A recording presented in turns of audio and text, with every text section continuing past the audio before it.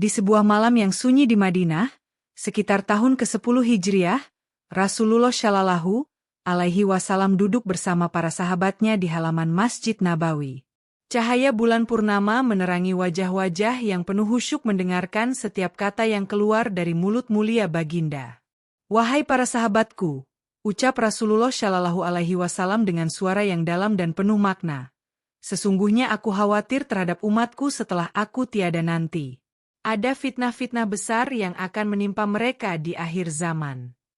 Abu Bakar radhiyallahu anhu yang duduk paling dekat dengan Rasulullah bertanya dengan hati yang gelisah, "Ya Rasulullah, fitnah apa sajakah yang akan menimpa umat ini?" Rasulullah Shallallahu Alaihi Wasallam menghela napas panjang. Matanya menatap langit malam yang bertaburan bintang. Sungguh, fitnah akhir zaman itu akan datang bertubi-tubi seperti gelombang laut yang mengamuk.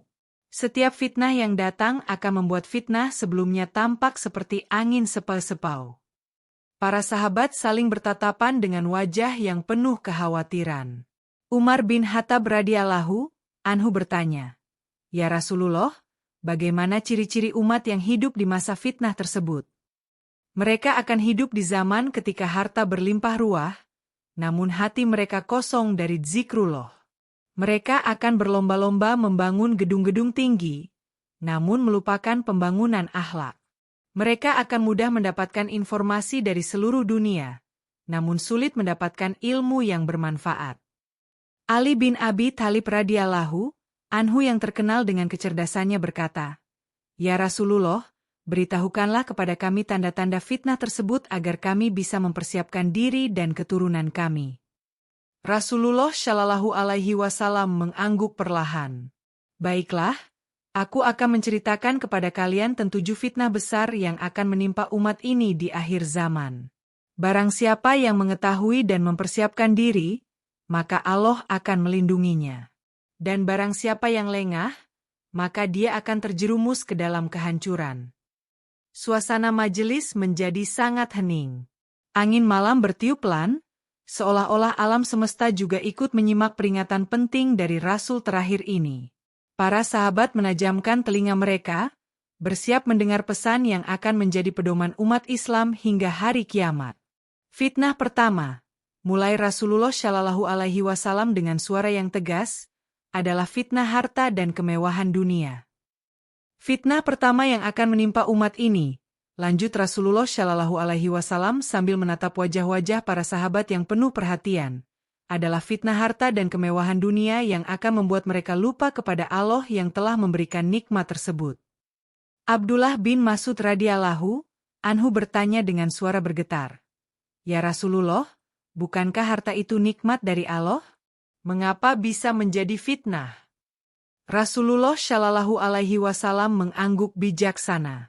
"Benar, harta adalah nikmat Allah. Namun ketika harta menguasai hati seorang hamba, maka dia akan melupakan pemberi nikmat. Ketika seseorang lebih mencintai hartanya daripada Rabb-nya, maka saat itulah harta menjadi berhala yang disembahnya." Web 1. "Sungguh aku tidak khawatir kepada umatku karena kemiskinan," sabda Rasulullah Shallallahu Alaihi Wasallam dengan nada yang tegas. "Tetapi aku khawatir ketika dunia dibentangkan luas untuk mereka, lalu mereka berlomba-lomba meraihnya sebagaimana umat-umat sebelum mereka berlomba-lomba. Kemudian dunia itu membinasakan mereka sebagaimana ia membinasakan umat-umat sebelum mereka." 3. Abu Dzar Al-Ghifari radhiyallahu anhu yang dikenal dengan kesederhanaannya bertanya, "Ya Rasulullah, bagaimana tanda-tanda umat yang terkena fitnah harta ini?" "Mereka akan berlomba-lomba membangun gedung-gedung tinggi yang menjulang ke langit," jawab Rasulullah Shallallahu Alaihi Wasallam. "Orang-orang yang dahulunya tidak bersepatu, miskin, dan menggembala kambing, akan berlomba-lomba mendirikan bangunan yang megah." Web 6, Web 9. Para sahabat terdiam terpana. Umar bin Khattab radhiyallahu anhu bertanya dengan heran, "Ya Rasulullah, siapakah orang-orang yang dimaksud itu?" "Mereka adalah bangsa Arab," jawab Rasulullah Shallallahu Alaihi Wasallam. "Dahulu mereka hidup sederhana, tetapi kemudian Allah akan memberikan kepada mereka kekayaan yang melimpah dari perut bumi. Namun kekayaan itu akan membutakan mata hati mereka. Web 9. Rasulullah Shallallahu Alaihi Wasallam melanjutkan dengan suara yang penuh kekhawatiran. Sesungguhnya setiap umat memiliki fitnah, dan fitnah umatku adalah harta. Ketika seseorang telah memiliki satu lembah emas, dia akan menginginkan lembah kedua. Dan jika dia memiliki dua lembah emas, dia akan menginginkan yang ketiga. Tidak ada yang dapat memenuhi mulut anak Adam kecuali tanah kubur. Web 5. Web 8. Mereka akan menghias rumah-rumah mereka sebagaimana Ka'bah dihias dengan kiswahnya. Di pagi hari mereka akan mengenakan pakaian yang mewah, dan di sore hari mereka akan berganti dengan pakaian yang lebih mewah lagi. Mereka akan menyajikan makanan berlimpah di atas meja, kemudian menyajikan makanan yang lebih mewah lagi di meja yang lain. Web 8. Sa'd bin Abi Waqqas radhiyallahu anhu bertanya dengan gelisah, "Ya Rasulullah, lalu bagaimana cara selamat dari fitnah harta ini?" Rasulullah Shallallahu Alaihi Wasallam tersenyum lembut. "Ingatlah bahwa harta itu amanah dari Allah. Gunakanlah untuk ketaatan kepadanya dan untuk kemaslahatan sesama. Janganlah kalian bangga dengan harta, tetapi bersyukurlah kepada Allah. Dan ingatlah selalu bahwa harta yang kalian miliki hari ini akan ditinggalkan di dunia, sementara amal kalian akan mengikuti kalian ke."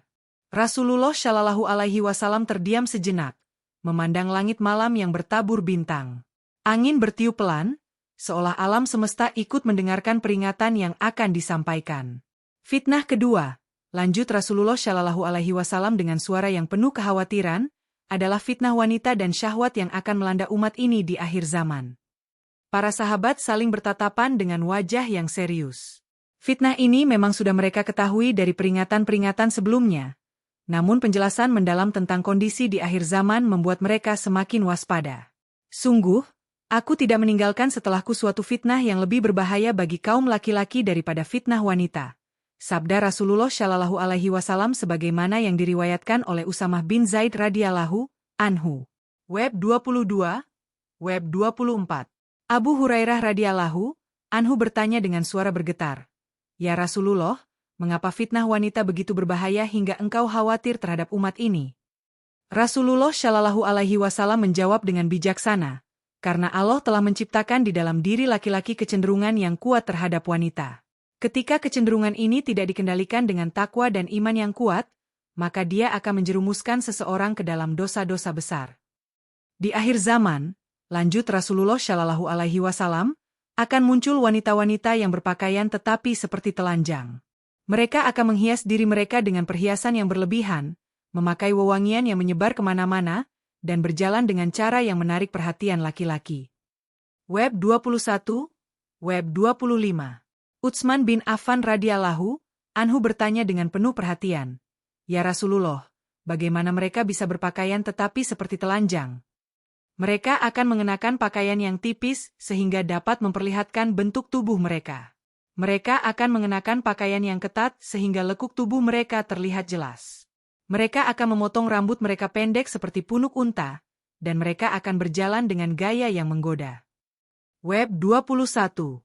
Yang lebih mengkhawatirkan lagi, sambung Rasulullah Shallallahu Alaihi Wasallam dengan nada yang semakin serius, adalah bahwa banyak laki-laki di akhir zaman yang akan terperdaya oleh fitnah ini. Mereka akan meninggalkan kewajiban mereka kepada Allah, melalaikan sholat, bahkan ada yang sampai meninggalkan istrinya yang syalihah demi mengejar wanita-wanita yang mempesona. Web 26. Sungguh dunia ini manis lagi hijau, lanjut Rasulullah Shallallahu Alaihi Wasallam mengutip sabdanya yang lain, "Dan Allah menjadikan kalian sebagai penguasa di dalamnya untuk melihat bagaimana perbuatan kalian. Maka takutlah kepada dunia dan takutlah kepada wanita, karena sesungguhnya fitnah pertama yang menimpa Bani Israel adalah karena wanita." Web 14. Web 26. Khalid bin Walid radhiyallahu anhu bertanya, "Ya Rasulullah, apa yang terjadi dengan Bani Israel sehingga mereka hancur karena fitnah wanita?" Mereka mulai melonggarkan aturan-aturan agama tentang pergaulan antara laki-laki dan wanita. Wanita-wanita mereka mulai keluar rumah dengan berdandan berlebihan. Para laki-laki mereka mulai lebih mementingkan kesenangan duniawi daripada ibadah kepada Allah. Akhirnya, mereka terjerumus ke dalam perbuatan zina, dan keberkahan Allah terangkat dari mereka. Web 26. Rasulullah Shallallahu Alaihi Wasallam kemudian memperingatkan, di akhir zaman, ketika Dajjal muncul, mayoritas pengikutnya akan terdiri dari kaum wanita. Bahkan seorang laki-laki akan mengikat istrinya, ibunya, anak perempuannya, saudara perempuannya, dan bibinya karena khawatir mereka akan keluar mengikuti Dajjal. Web 25. Para sahabat terdiam mendengar peringatan yang begitu mengerikan ini. Mereka menyadari bahwa fitnah wanita bukan hanya berbahaya bagi individu, tetapi juga bagi kelangsungan umat secara keseluruhan. Fitnah ketiga, lanjut Rasulullah Shallallahu Alaihi Wasallam dengan nada yang lebih serius, adalah fitnah para pemimpin yang menyesatkan. Sungguh, selain Dajjal, yang paling aku khawatirkan atas umat ini adalah para pemimpin yang menyesatkan. Para sahabat terkejut mendengar pernyataan ini.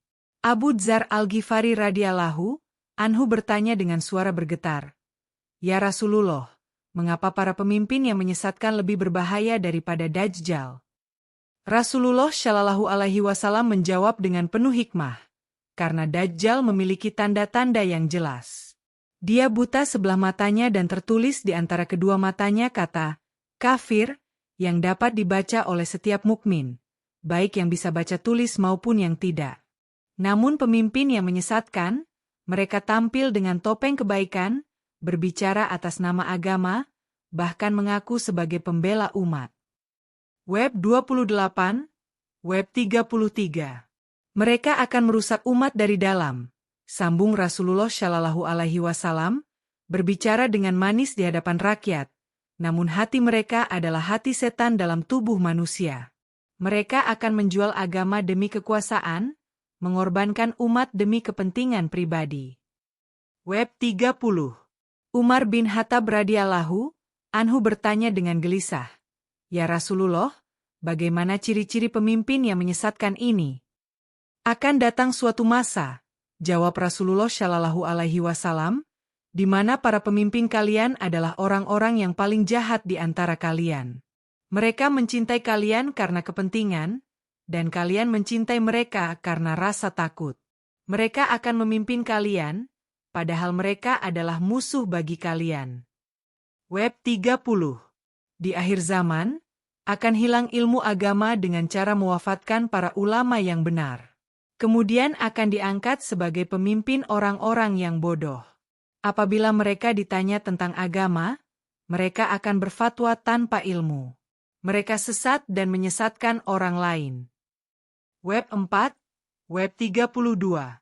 Abu Bakar radhiyallahu anhu bertanya dengan khawatir, "Ya Rasulullah, lalu bagaimana nasib umat ketika dipimpin oleh orang-orang seperti ini?" "Mereka akan memutarbalikan yang hak menjadi bathil, dan yang bathil menjadi hak. Mereka akan menindas orang-orang yang berpegang teguh pada kebenaran, dan mengangkat orang-orang fasik sebagai penasihat mereka. Kebijakan yang mereka buat bukan lagi demi kemaslahatan umat, melainkan untuk melanggengkan kekuasaan mereka." Web 30, Web 31. Yang lebih berbahaya lagi, lanjut Rasulullah Shallallahu Alaihi Wasallam, adalah ketika mereka berkolaborasi dengan kekuatan-kekuatan global yang anti-Islam. Mereka akan menjadi boneka di tangan musuh-musuh Islam, menjalankan agenda yang bertentangan dengan syariat Allah. Web 30.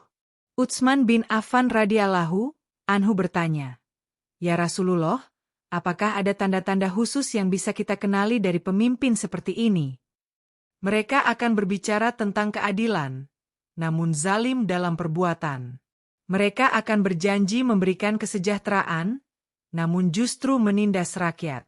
Mereka akan mengaku membela agama, namun kebijakan mereka bertentangan dengan ajaran Islam. Dan yang paling berbahaya, mereka akan didukung oleh ulama-ulama su yang menjual agama demi dunia." Web 29, Web 34. Ada 3 golongan yang tidak akan dikaji oleh Allah pada hari kiamat.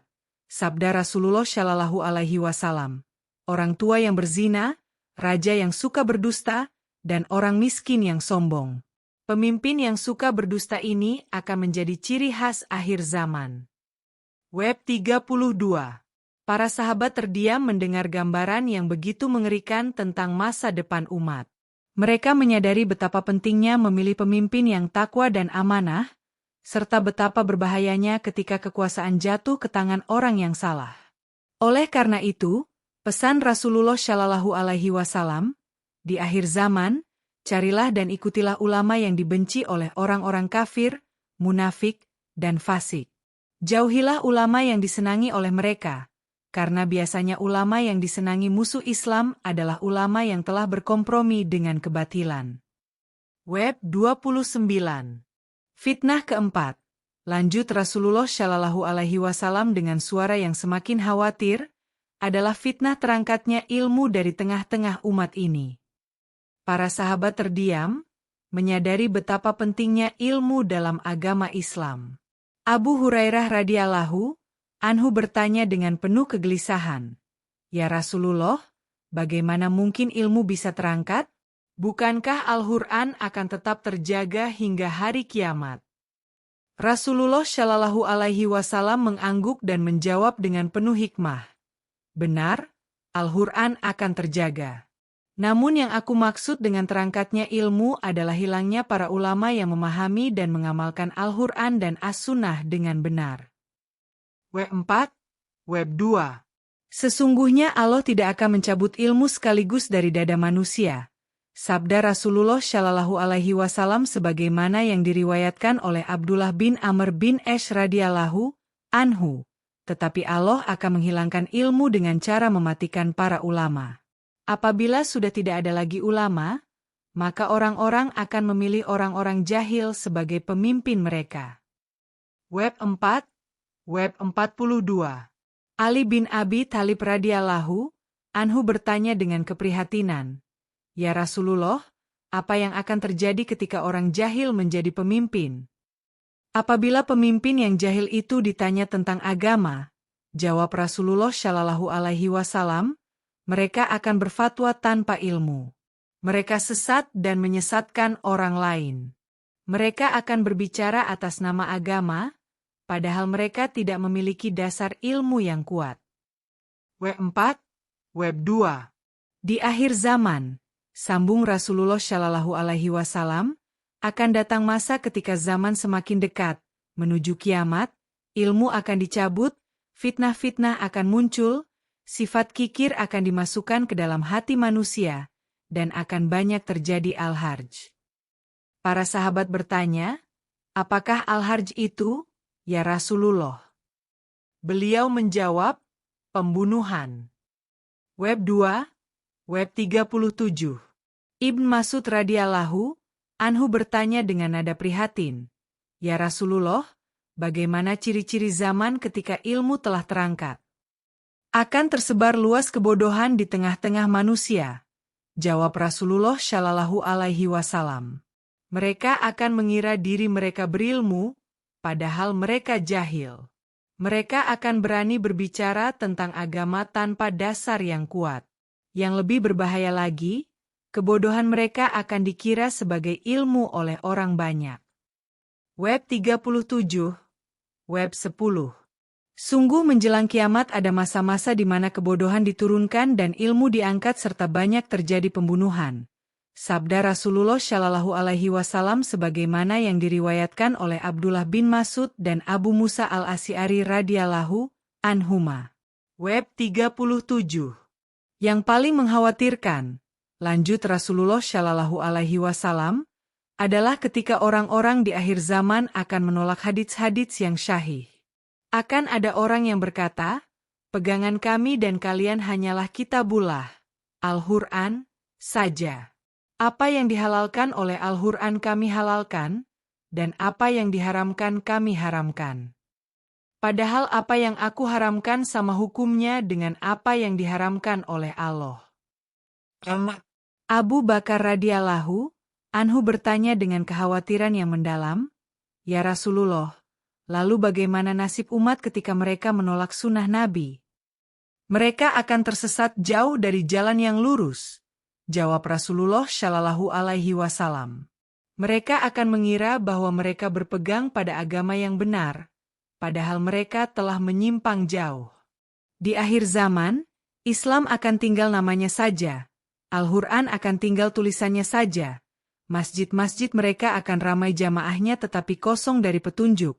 Ulama mereka adalah sejelek-jelek makhluk di bawah kolong langit, dari merekalah fitnah keluar dan kepada merekalah fitnah itu kembali. Web 41. Para sahabat saling bertatapan dengan wajah yang penuh keprihatinan. Mereka menyadari betapa pentingnya memelihara ilmu yang benar dan betapa berbahayanya ketika ilmu yang sejati hilang dari tengah-tengah umat. Oleh karena itu, pesan Rasulullah Shallallahu Alaihi Wasallam dengan penuh kasih sayang, carilah ilmu dari ahlinya yang benar-benar memahami Al-Quran dan As-Sunnah. Berpegang teguhlah pada sunnah dan sunnah Khulafa ar-Rasyidin setelahku. Dan waspadalah terhadap perkara-perkara baru dalam agama, karena setiap bidah adalah kesesatan. Web 39, Web 42. Fitnah kelima. Lanjut Rasulullah Shallallahu Alaihi Wasallam dengan nada yang semakin serius, adalah fitnah Dajjal dan kemajuan teknologi yang akan menyesatkan manusia dari kebenaran. Para sahabat terdiam mendengar nama Dajjal disebutkan. Mereka sudah sering mendengar peringatan Rasulullah Shallallahu Alaihi Wasallam tentang fitnah terbesar ini. Sungguh, tidak ada fitnah yang lebih besar sejak diciptakannya Adam hingga datangnya hari kiamat selain dari fitnah Dajjal. Sabda Rasulullah Shallallahu Alaihi Wasallam sebagaimana yang diriwayatkan dalam Sahih Muslim. Web 2, Web 46. Hudzaifah bin Yaman radhiyallahu anhu bertanya dengan penuh kekhawatiran, "Ya Rasulullah, bagaimana Dajjal bisa menggunakan teknologi untuk menyesatkan manusia?" Di akhir zaman, jawab Rasulullah Shallallahu Alaihi Wasallam, manusia akan menciptakan alat-alat yang dapat berbicara, menampilkan gambar bergerak, dan menyampaikan pesan ke seluruh dunia dalam sekejap mata. Dajjal akan menggunakan semua ini untuk menyebarkan kebohongan dan tipu dayanya. Web 44, Web 45. Dia akan memiliki kemampuan untuk menciptakan ilusi yang tampak nyata. Orang yang melihatnya akan mengira bahwa dia benar-benar menghidupkan orang mati, menurunkan hujan, dan menumbuhkan tanaman dalam sekejap. Padahal semua itu adalah tipuan mata yang diciptakan dengan teknologi canggih. Web 45.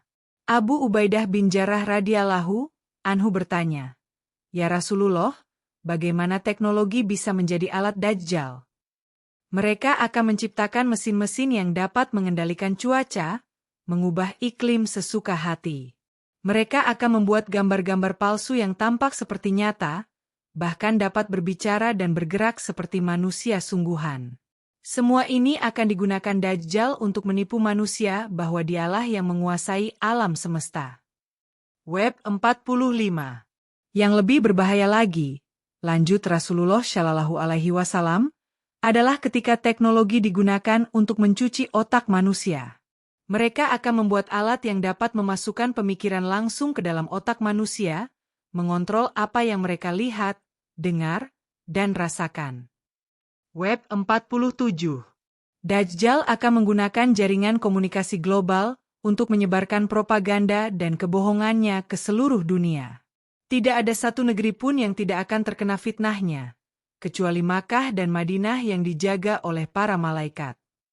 Web 44. Sa'd bin Mu'adz radhiyallahu anhu bertanya dengan gelisah, "Ya Rasulullah, bagaimana ciri-ciri fitnah teknologi Dajjal ini?" Pertama, jawab Rasulullah Shallallahu Alaihi Wasallam, mereka akan menyebarkan kebohongan dengan kecepatan yang luar biasa. Berita palsu akan tersebar lebih cepat daripada kebenaran. Kedua, mereka akan menciptakan kecanduan terhadap teknologi sehingga manusia lupa berzikir kepada Allah. Web 44, Web 47. Ketiga, teknologi akan digunakan untuk mengawasi setiap gerak-gerik manusia. Tidak ada privasi yang tersisa. Keempat, mereka akan menciptakan kecerdasan buatan yang mengaku dapat menggantikan Allah dalam memberikan petunjuk hidup. Web 45, Web 47. Yang paling mengkhawatirkan, sambung Rasulullah Shallallahu Alaihi Wasallam, adalah ketika manusia mulai menyembah teknologi. Mereka akan percaya bahwa teknologi dapat menyelesaikan semua masalah, dapat membuat mereka hidup abadi, bahkan dapat mengetahui masa depan. Inilah bentuk syirik modern yang akan menjerat banyak manusia. Web 45. Akan ada proyek untuk menciptakan manusia super yang tidak perlu makan, minum, bahkan tidak perlu tidur. Mereka akan memasukkan chip ke dalam otak manusia, mengubah genetika mereka, dan mengklaim dapat menciptakan surga di dunia. Inilah tipu daya Dajjal yang paling berbahaya.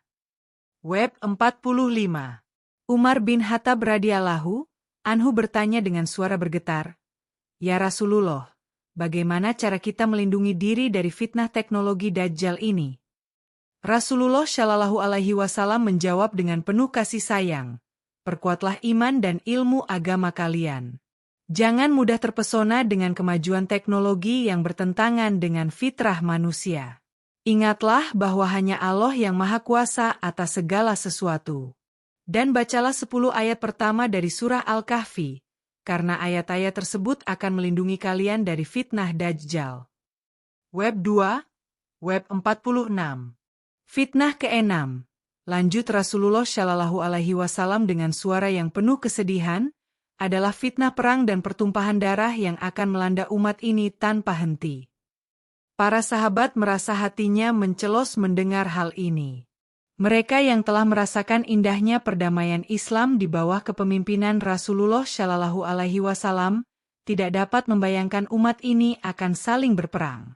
"Sungguh, aku khawatir terhadap umatku setelahku nanti," sabda Rasulullah Shallallahu Alaihi Wasallam dengan mata yang berkaca-kaca. "Mereka akan saling memerangi sesama saudara seiman, saling membunuh dengan menggunakan pedang Islam, padahal keduanya mengaku berpegang pada Al-Quran dan As-Sunnah." Web 50. Abdullah bin Umar radhiyallahu anhu bertanya dengan suara bergetar, "Ya Rasulullah, bagaimana mungkin sesama muslim bisa saling berperang?" "Berdasarkan hadits yang aku sampaikan kepadamu," jawab Rasulullah Shallallahu Alaihi Wasallam, "umat Islam akan mengalami 3 fitnah besar. Pertama adalah fitnah ahlas, yaitu fitnah peperangan dan pembantaian antar sesama muslim. Pintu penghalang fitnah ini akan didobrak dan tidak akan tertutup lagi." Web 50. Sekali pedang seorang mukmin tertancap pada tubuh seorang mukmin lainnya, maka akan sangat sukar untuk diangkat. Ketika telah terjadi sekali penikaman, maka peperangan dan pembantaian antar umat Islam akan terus berlanjut hingga akhir zaman. Web 50. Web 54. Abu Hurairah radhiyallahu anhu bertanya dengan khawatir, "Ya Rasulullah, apa penyebab mereka saling berperang?" Kedua adalah fitnah sara, yaitu fitnah harta dan kesenangan dunia. Lanjut Rasulullah Shallallahu Alaihi Wasallam, "Orang-orang akan berperang dan tega membantai sesamanya karena urusan harta dan kemewahan. Mereka berbicara atas nama agama, tetapi sebenarnya yang mereka kejar adalah harta dan kekayaan dunia." Web 50. Ketiga adalah fitnah duhaima, fitnah yang sangat dahsyat. Tidak ada seorang pun dari umat ini yang tidak akan ditamparnya. Ketika dikatakan fitnah ini telah selesai, justru berkepanjangan. Seseorang di pagi hari beriman, namun di sore hari menjadi kafir. Web 52. Manusia akan terpecah menjadi 2 kelompok besar, kelompok iman tanpa kemunafikan, dan kelompok munafik tanpa keimanan. Ketika kondisi ini terjadi, maka tunggulah kemunculan Dajjal pada hari itu atau keesokan harinya. Web 52. Utsman bin Affan radhiyallahu anhu bertanya dengan gelisah, "Ya Rasulullah, fitnah dari mana yang paling berbahaya?" "Fitnah pertama akan muncul dari arah timur, yaitu dari tanah Irak," jawab Rasulullah Shallallahu Alaihi Wasallam sambil mengisyaratkan tangannya ke arah timur. "Dari arah tanduk setan itulah fitnah akan keluar. Dari sana akan muncul berbagai aliran sesat yang memecah belah umat." Web 37. Hampir tiba suatu zaman, sambung Rasulullah Shallallahu Alaihi Wasallam, di mana bangsa-bangsa dari seluruh dunia akan datang mengerumuni kalian bagaikan orang-orang kelaparan mengerumuni tempat hidangan mereka. Para sahabat bertanya dengan heran, apakah karena jumlah kami sedikit pada hari itu, ya Rasulullah? Bahkan kalian pada hari itu sangat banyak sekali, jawab Rasulullah Shallallahu Alaihi Wasallam, tetapi kalian seperti buih di waktu banjir. Allah akan mencabut rasa gentar terhadap kalian dari hati musuh-musuh kalian, dan Allah akan melemparkan ke dalam hati kalian penyakit, wan. Apakah wan itu, ya Rasulullah? Tanya para sahabat. Wan adalah cinta dunia dan takut mati, jawab Rasulullah Shallallahu Alaihi Wasallam dengan nada yang sangat sedih. Ketika umat ini lebih mencintai kehidupan dunia daripada akhirat, dan lebih takut mati daripada takut kepada Allah, maka saat itulah mereka akan mudah dikalahkan meskipun jumlah mereka banyak. Menjelang hari kiamat akan terjadi banyak fitnah. Lanjut Rasulullah Shallallahu Alaihi Wasallam, bagaikan bagian malam yang gelap gulita. Seseorang yang di pagi hari beriman, di sore hari menjadi kafir. Yang di sore hari beriman, di pagi hari menjadi kafir. Orang yang duduk di saat itu lebih baik daripada orang yang berdiri, orang yang berdiri lebih baik daripada orang yang berjalan, dan orang yang berjalan lebih baik daripada orang yang berlari. Web 37. Para sahabat terdiam mendengar gambaran masa depan yang begitu kelam. Rasulullah Shallallahu Alaihi Wasallam kemudian memberikan nasihat. Ketika fitnah itu datang, patahkanlah busur kalian, putuskanlah tali busur kalian, dan pukulkanlah pedang kalian ke batu. Jika rumah salah seorang dari kalian dimasuki fitnah, maka jadilah seperti yang terbaik dari kedua anak Adam, yaitu Habil yang tidak mau membalas kejahatan dengan kejahatan. Web 37. Fitnah ketujuh. Lanjut Rasulullah Shallallahu Alaihi Wasallam dengan nada yang sangat prihatin, adalah fitnah kerusakan akhlak yang akan melanda generasi muda di akhir zaman. Para sahabat terdiam mendengar hal ini. Mereka menyadari betapa pentingnya akhlak dalam Islam dan betapa berbahayanya jika akhlak mulia ini hilang dari generasi penerus. Sungguh, akan datang kepada umat ini zaman yang bagaikan potongan-potongan malam yang gelap gulita. Sabda Rasulullah Shallallahu Alaihi Wasallam sebagaimana yang diriwayatkan oleh Abu Hurairah radhiyallahu anhu. Seseorang bangun pagi dalam keadaan beriman, namun sore harinya menjadi kafir. Dan seseorang sore hari dalam keadaan beriman, namun paginya menjadi kafir. Web 60, Web 58. Anas bin Malik radhiyallahu anhu bertanya dengan kekhawatiran, "Ya Rasulullah, mengapa bisa terjadi perubahan iman yang begitu cepat?" "Karena akhlak mereka telah rusak," jawab Rasulullah Shallallahu Alaihi Wasallam. "Mereka lebih mengutamakan hawa nafsu daripada petunjuk Allah. Mereka mudah terpengaruh oleh kemewahan dunia dan lupa akan akhirat." Web 56. Akan datang tahun-tahun penuh kedustaan. Lanjut Rasulullah Shallallahu Alaihi Wasallam sebagaimana yang diriwayatkan oleh Abu Hurairah radhiyallahu anhu. Orang yang berdusta akan dipercaya, sedangkan orang yang jujur akan didustakan. Orang yang khianat akan diberi amanah, sedangkan orang yang amanah akan dikhianati. Dan akan berbicara Ar-Ruwaibidlah. Web 2, Web 59. Para sahabat bertanya, "Siapakah Ar-Ruwaibidlah itu, ya Rasulullah?" Ar-Ruwaibidlah adalah orang bodoh yang mengurusi urusan umum, jawab Rasulullah Shallallahu Alaihi Wasallam. Mereka akan menjadi pemimpin opini, berbicara tentang hal-hal yang tidak mereka pahami, dan memberikan fatwa tanpa ilmu yang cukup. Web 59. Di akhir zaman, sambung Rasulullah Shallallahu Alaihi Wasallam, akan muncul generasi yang tidak lagi memperhatikan dari mana harta mereka peroleh, apakah dari jalan yang halal atau haram. Yang penting bagi mereka adalah mendapatkan harta sebanyak-banyaknya. Web 59. Abdullah bin Abbas radhiyallahu anhu bertanya, "Ya Rasulullah, bagaimana kondisi keluarga di akhir zaman. Anak akan durhaka kepada ibunya, berbuat kasar kepada ayahnya, dan menjadikan sahabat sebagai teman yang lebih dekat daripada keluarganya sendiri. Jawab Rasulullah Shallallahu Alaihi Wasallam dengan nada sedih. Ikatan kekeluargaan akan putus, dan hubungan darah tidak lagi dihormati. Web 10. Yang lebih mengkhawatirkan, lanjut Rasulullah Shallallahu Alaihi Wasallam, adalah kondisi wanita di akhir zaman. Ummu Salamah radhiyallahu anha pernah mendengarku berkata dalam keadaan terkejut, "Subhanallah, apa yang telah diturunkan Allah dari perbendaharaan dunia, dan apa pula yang telah diturunkan berupa fitnah-fitnah? Siapa yang akan membangunkan para penghuni kamar agar mereka sholat malam? Berapa banyak orang yang berpakaian di dunia tetapi telanjang pada hari kiamat?" Web 58. Para remaja akan kehilangan rasa malu, sambung Rasulullah Shallallahu Alaihi Wasallam. Mereka akan melakukan perbuatan keji secara terang-terangan tanpa merasa bersalah. Zina akan menjadi hal yang biasa, minum khamr akan dianggap normal, dan ribawi akan menjadi transaksi sehari-hari. Web 56. Jabir bin Abdullah radhiyallahu anhu bertanya dengan gelisah, "Ya Rasulullah, apakah masih ada kebaikan di tengah-tengah kerusakan tersebut? Akan tersisa sekelompok kecil dari umatku yang tetap berpegang teguh pada kebenaran?" Jawab Rasulullah Shallallahu Alaihi Wasallam dengan penuh harapan.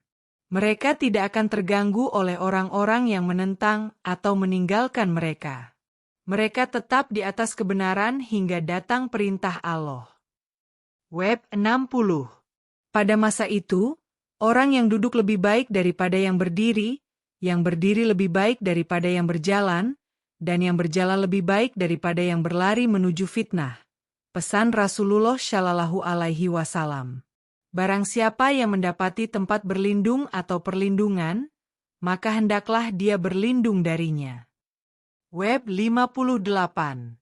Generasi akhir zaman akan hidup dalam kemewahan materi, namun miskin spiritual. Lanjut Rasulullah Shallallahu Alaihi Wasallam.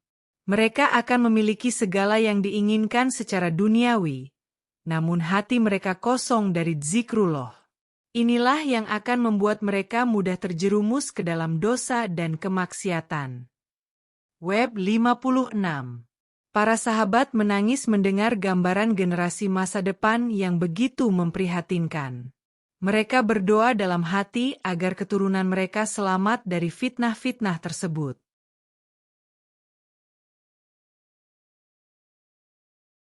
Setelah mendengar berbagai fitnah yang akan menimpa umat di akhir zaman, para sahabat tampak sangat khawatir dan gelisah. Wajah-wajah mereka penuh dengan keprihatinan yang mendalam. Abu Bakar radhiyallahu anhu bertanya dengan suara bergetar, "Ya Rasulullah, setelah mendengar semua fitnah yang mengerikan ini, bagaimana cara kita dan keturunan kita bisa selamat dari semua cobaan tersebut?" Rasulullah Shallallahu Alaihi Wasallam tersenyum lembut melihat kekhawatiran para sahabatnya. Beliau menjawab dengan penuh kasih sayang, "Wahai para sahabatku, janganlah kalian berputus asa. Sesungguhnya bersama kesulitan ada kemudahan. Allah telah memberikan kepada kalian petunjuk dan jalan keluar dari setiap fitnah." Web 39. Yang pertama dan paling utama, lanjut Rasulullah Shallallahu Alaihi Wasallam, adalah memperkuat iman dan akidah kalian. Iman yang kuat adalah benteng yang akan melindungi kalian dari semua fitnah akhir zaman. Terus pelajari dan perdalam ilmu agama, serta praktikan ajaran Islam dalam kehidupan sehari-hari. Web 62. Web 64. Umar bin Khattab radhiyallahu anhu bertanya, "Ya Rasulullah, apa yang harus kita lakukan secara praktis?"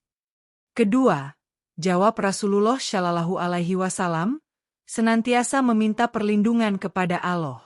Aku biasa berdoa, Allahumma inni a'udzubika min fitnati na'ar wa min adza'abi na'ar, wa a'udzubika min fitnati kabri wa a'udzubika min adza'abi kabri, wa a'udzubika min fitnati gina wa a'udzubika min fitnati fakar, wa a'udzubika min fitnati masihid dajjal." Web 62. Web 64. Artinya, Ya Allah, aku berlindung kepada MU dari fitnah neraka dan siksa neraka. Aku berlindung kepada MU dari fitnah kubur dan siksa kubur. Aku berlindung kepada MU dari fitnah kekayaan dan aku berlindung kepada MU dari fitnah kemiskinan. Dan aku berlindung kepada MU dari fitnah Dajjal. Web 64. Ketiga, sambung Rasulullah Shallallahu Alaihi Wasallam, bersabarlah ketika menghadapi fitnah. Tidak ada obat bagi fitnah kecuali sabar. Sabar adalah penempas seseorang dan pembersih dirinya dari dosa, sebagaimana pembakaran adalah tempaan untuk menghasilkan perhiasan emas dan perak. Fitnah adalah tempaan untuk menghasilkan seorang mukmin yang jujur. Web 63. Web 64. Ali bin Abi Thalib radhiyallahu anhu bertanya, Ya Rasulullah, adakah amalan khusus yang bisa melindungi dari fitnah? Keempat, jawab Rasulullah Shallallahu Alaihi Wasallam, bersegeralah melakukan ketaatan kepada Allah. Sibukkan diri kalian dengan ibadah dan peribadatan. Ibadah adalah tali pengikat antara seorang hamba dengan Rabb-nya yang akan melindungi dan menjaganya dari fitnah. Ibadah juga dapat menguatkan iman sehingga tidak ada jalan bagi fitnah untuk menyusup ke dalam hati yang dipenuhi keimanan. Web 63. Web 64. Kelima, lanjut Rasulullah Shallallahu Alaihi Wasallam, jauhilah fitnah sebisa mungkin. Barang siapa yang mendengar tentang fitnah, hendaklah dia diam di rumahnya. Jangan mencari-cari fitnah atau mendekatinya dengan sengaja. Web 62. Keenam, sambung Rasulullah Shallallahu Alaihi Wasallam, janganlah menyebarkan fitnah yang kalian dengar. Cukuplah seseorang itu berdusta apabila ia menceritakan segala sesuatu yang ia dengar tanpa memverifikasi kebenarannya terlebih dahulu. Web 62. Utsman bin Affan radhiyallahu anhu bertanya, Ya Rasulullah, bagaimana dengan kondisi ketika fitnah sudah sangat parah? Ketujuh, jawab Rasulullah Shallallahu Alaihi Wasallam, memohonlah kematian yang baik kepada Allah. Mati dalam keadaan beriman itu lebih baik daripada hidup dalam kesesatan. Ada dua hal yang dibenci manusia, kematian, padahal kematian itu lebih baik bagi orang mukmin daripada fitnah. Web 64. Kedelapan, lanjut Rasulullah Shallallahu Alaihi Wasallam, berpegang teguhlah pada Al-Quran dan As-Sunnah. Tidak ada jalan keluar untuk terhindar dari segala macam fitnah dan selamat darinya, kecuali dengan memahami Kitabullah dan Sunnah Rasulnya dengan pemahaman yang benar. Web 60. Kesembilan, tambah Rasulullah Shallallahu Alaihi Wasallam, carilah teman yang syali dan bergaulah dengan orang-orang yang beriman. Jauhi lingkungan yang dapat menjerumuskan kalian ke dalam fitnah. Sesungguhnya seorang muslim itu seperti cermin bagi saudaranya. Web 67. Kesepuluh, pesan terakhir Rasulullah Shallallahu Alaihi Wasallam, senantiasa berdoa untuk keluarga dan keturunan kalian. Didiklah mereka dengan pendidikan Islam yang kuat sejak kecil. Jadilah teladan yang baik bagi mereka, karena anak-anak akan meniru apa yang dilihatnya dari orang tuanya. Web 38. Para sahabat merasa lega mendengar petunjuk-petunjuk praktis dari Rasulullah Shallallahu Alaihi Wasallam. Mereka menyadari bahwa meskipun fitnah akhir zaman sangat berat, Allah telah menyediakan jalan keluar bagi hamba-hambanya yang beriman. Melihat para sahabat yang masih tanpa khawatir meskipun telah mendengar cara-cara menghadapi fitnah, Rasulullah Shallallahu Alaihi Wasallam kemudian menyampaikan bagian terakhir dari peringatannya dengan penuh kasih sayang. Wahai para sahabatku, ucap Rasulullah Shallallahu Alaihi Wasallam dengan suara yang lembut namun tegas. Sesungguhnya Allah telah mengajarkan kepadaku doa-doa khusus yang akan menjadi perisai kalian dari segala fitnah akhir zaman. Hafalkan dan amalkan doa-doa ini dalam kehidupan sehari-hari. Yang pertama, lanjut Rasulullah Shallallahu Alaihi Wasallam, adalah doa yang harus kalian baca setiap selesai tasyahud akhir dalam sholat. Janganlah kalian meninggalkan doa ini, karena ia adalah benteng yang kokoh dari 4 fitnah besar. Web 69, Web 70. Rasulullah Shallallahu Alaihi Wasallam kemudian mengajarkan doa tersebut, Allahumma inni a'udzubika min adza'abi jahannam, wa min adza'abil kabri, wa min fitnatil mahya awal mamaati, wa min syarri fitnatil masihid dajjal.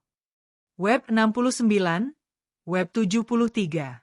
Artinya, ya Allah, sesungguhnya aku berlindung kepada MU dari siksa neraka jahanam, dari siksa kubur, dari fitnah kehidupan dan kematian, serta dari kejahatan fitnah Al-Masih Dajjal. Web 70, Web 74. Para sahabat dengan khusyuk mengulangi doa tersebut beberapa kali hingga hafal. Abu Bakar radhiyallahu anhu bertanya, "Ya Rasulullah, adakah doa lain yang bisa melindungi kita dari fitnah akhir zaman?"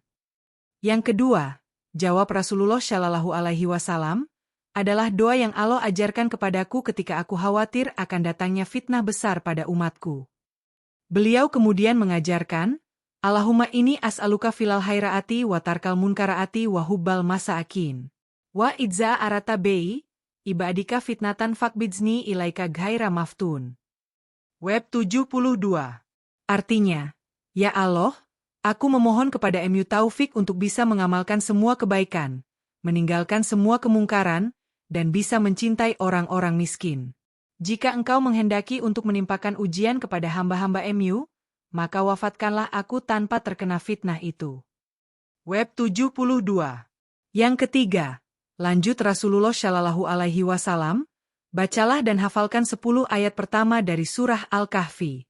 Barang siapa yang menghafal 10 ayat pertama dari surah Al-Kahfi, maka ia akan terlindung dari fitnah Dajjal. Web 73, Web 75. Keempat, sambung Rasulullah Shallallahu Alaihi Wasallam, senantiasa berdoa, Allahumma ahdini fiman hadait, wa afini fiman aafait, wa tawalani fiman tawalait, wa barik li fima atait, wa kini syara ema kadait, fa inaka takdi wa la yukda'a, alaik, inahula ya dilumen wa alaita wa la ya izumen, aadait, tabarakta rabbana a wa ta'a alait. Web 68. Artinya, ya Allah, berilah aku hidayah bersama orang-orang yang Engkau beri hidayah, berilah aku kesehatan bersama orang-orang yang Engkau beri kesehatan, pimpinlah aku bersama orang-orang yang Engkau pimpin, berkahilah apa yang telah Engkau berikan kepadaku, dan lindungilah aku dari keburukan apa yang telah Engkau tetapkan. Sesungguhnya Engkaulah yang memutuskan, dan tidak ada yang bisa memutuskan atas MU. Sesungguhnya tidak akan hina orang yang Engkau jadikan wali, dan tidak akan mulia orang yang Engkau musuhi. Maha berkah Engkau wahai Rabb kami dan maha tinggi. Web 68. Umar bin Khattab radhiyallahu anhu bertanya dengan penuh harap, Ya Rasulullah, adakah amalan khusus selain doa yang bisa melindungi kita? Kelima, jawab Rasulullah Shallallahu Alaihi Wasallam, perbanyaklah membaca surah Al-Fatihah, karena ia adalah obat dari segala penyakit termasuk penyakit hati. Keenam, senantiasa bersyalawat kepadaku, karena syalawat kalian sampai kepadaku dimanapun kalian berada. Web 76. Ketujuh, lanjut Rasulullah Shallallahu Alaihi Wasallam, jagalah sholat 5 waktu dengan berjamaah di masjid. Kedelapan, perbanyaklah zikir, la haula wa la quwata illa billahil alil azhim, karena zikir ini adalah kunci dari perbendaharaan surga. Web 68. Kesembilan, sambung Rasulullah Shallallahu Alaihi Wasallam, bacalah ayat kursi setiap selesai sholat fardhu dan ketika akan tidur. Kesepuluh, tutuplah hari kalian dengan membaca surah Al-Ikhlas, Al-Falah, dan An-Nas masing-masing 3 kali. Web 76. Dan yang terakhir, pesan Rasulullah Shallallahu Alaihi Wasallam dengan mata yang berkaca-kaca, ingatlah selalu bahwa hidup ini hanyalah ujian dari Allah. Setiap fitnah yang menimpa kalian adalah untuk menguji dan membersihkan iman kalian. Orang yang beriman sejati adalah orang yang tetap teguh meskipun diuji dengan fitnah yang berat. Web 68. Sesungguhnya bersama kesulitan ada kemudahan. Lanjut Rasulullah Shallallahu Alaihi Wasallam mengutip ayat Al-Quran. Janganlah kalian berputus asa dari rahmat Allah. Sesungguhnya Allah bersama orang-orang yang sabar dan bertakwa. Web 76. Para sahabat menangis mendengar pesan terakhir dari Rasulullah Shallallahu Alaihi Wasallam ini. Mereka menyadari betapa besar tanggung jawab mereka untuk menyampaikan peringatan ini kepada generasi-generasi selanjutnya. Ya Rasulullah, ucap Abu Bakar dengan suara bergetar. Kami berjanji akan menyampaikan semua peringatan dan nasihat ini kepada anak cucu kami hingga hari kiamat tiba.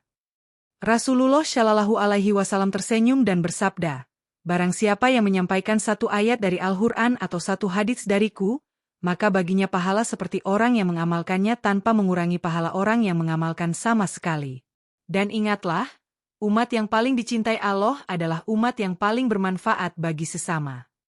Malam itu, para sahabat pulang dengan hati yang tenang meski penuh kekhawatiran. Mereka telah mendapatkan bekal yang cukup untuk menghadapi masa depan yang penuh tantangan, dan yang terpenting, mereka telah mendapatkan jaminan perlindungan dari Allah selama mereka berpegang teguh pada petunjuknya. Demikianlah pesan akhir zaman dari Rasulullah Shallallahu Alaihi Wasallam yang harus kita renungkan dan amalkan di masa kini. Semoga Allah melindungi kita semua dari fitnah-fitnah akhir zaman dan memberikan kekuatan untuk tetap istiqomah di jalannya hingga bertemu dengannya dalam keadaan beriman. Amin ya Rabbal Alamin.